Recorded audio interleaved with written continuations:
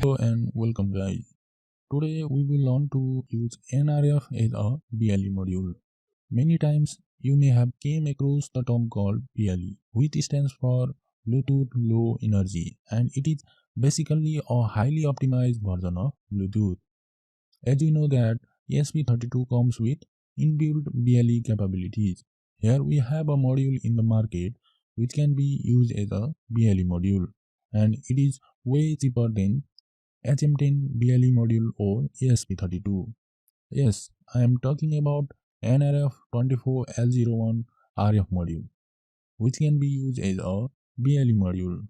So today in this video, we will learn how to use a NRF as a BLE module with Arduino. So without wasting any more further time, let's get into this.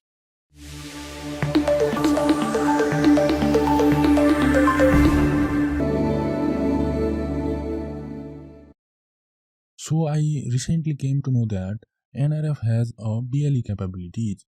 So I thought to give this a try.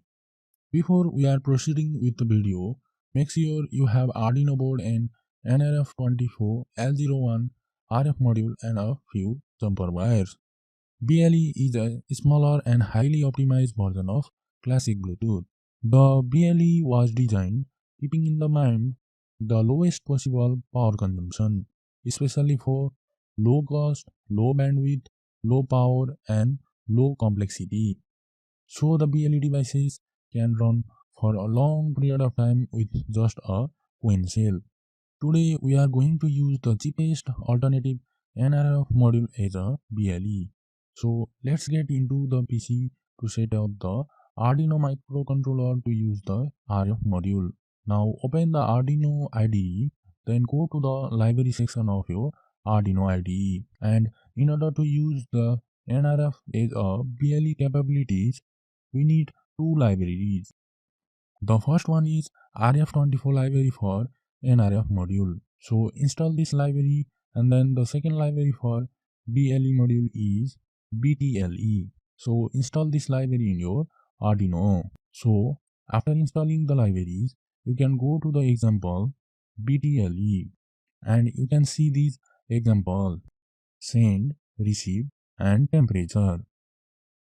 Now open the send example code. So before we proceed with the programming, let's get into the circuit part.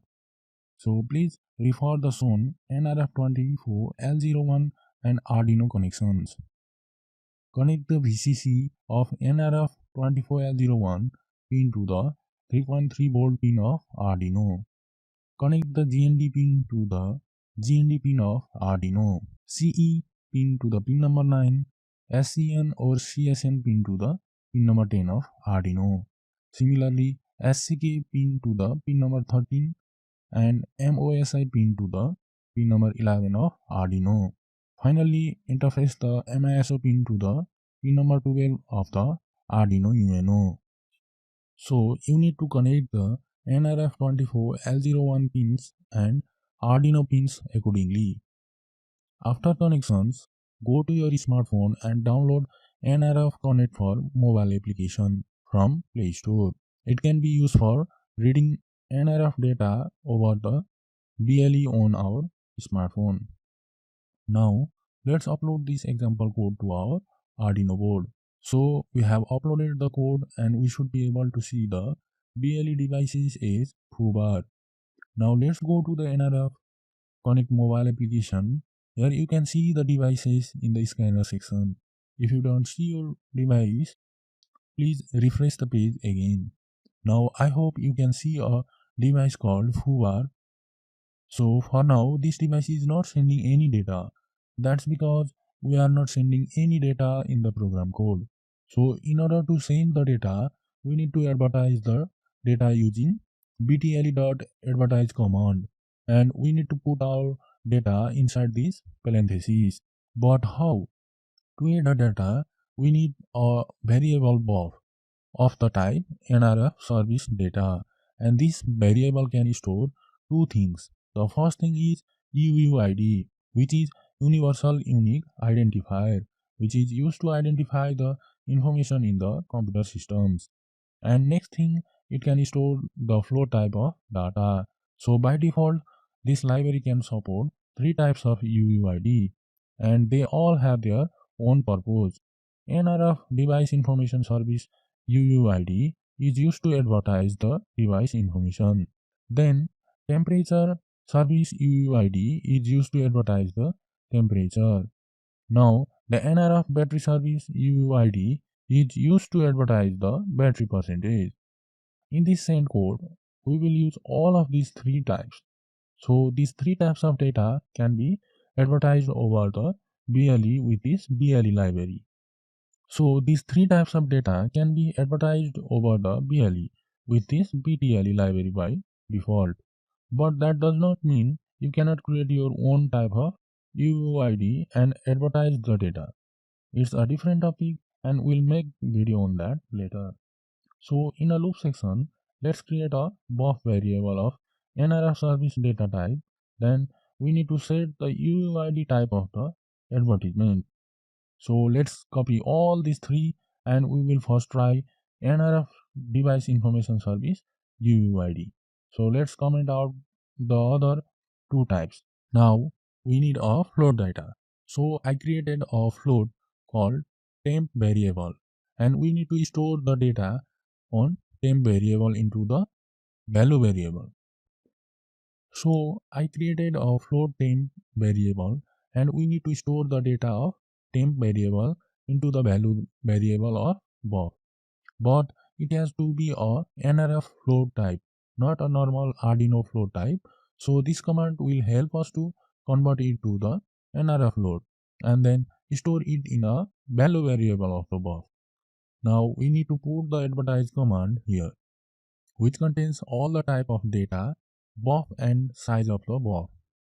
Now let's upload this code to the Arduino and then let's refresh our app. So here we can see our foobar BLE device and in a service data part we can see a UUID of our device. Let's try the next UUID and it's NRF temperature service UUID. So let's uncomment this line and comment out the previous one. And let's consider we want to send the temperature as 30 degrees Celsius. So in temperature variable, I will put 30 value and upload the code. Similarly, refresh your app. Now we got the temperature icon here and we can also see the temperature is 30 degrees Celsius.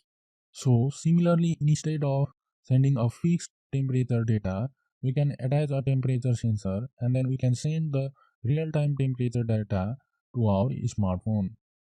So if you want me to make a video on this topic, then do let me know in the comment section below. Now let's comment these and uncomment the NRF battery service UUID. Before uploading the code, we need some changes in the code. Change the float temperature variable value to 0.5 because it takes 1 is a maximum value which is 100% and for now it shows 0.5 is 15% battery level. So let's upload the code and refresh the app again.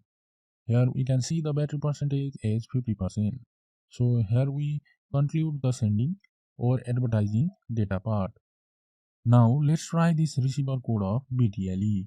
So what this code does is it listens and receives all the data packets that are available near it and it will print it on the serial monitor. But before that we need to edit the hex part.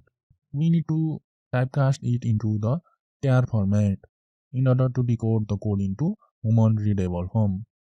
Now let's upload this code to your Arduino and open your app and then under the advertise section, let's create a advertise. So just provide it a name. Here I have provided it as the IoT projects and then click on the add record and choose what you want to send. Here I just want to advertise my device name, which you can see in our screen. So after that I will hit OK and our advertisement is ready. Now let's turn it on. Now open the serial monitor and you can see we are receiving our device name in the readable form.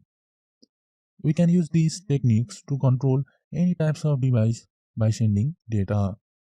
For example, lighting up a LED, or even controlling AC home appliances. If you need a video on that, let me know in the comment section. So guys, that's all for today. I hope you like this video. If you do, hit like, give me a share, and don't forget to subscribe. It's me Elson. I will catch you on another video of mine.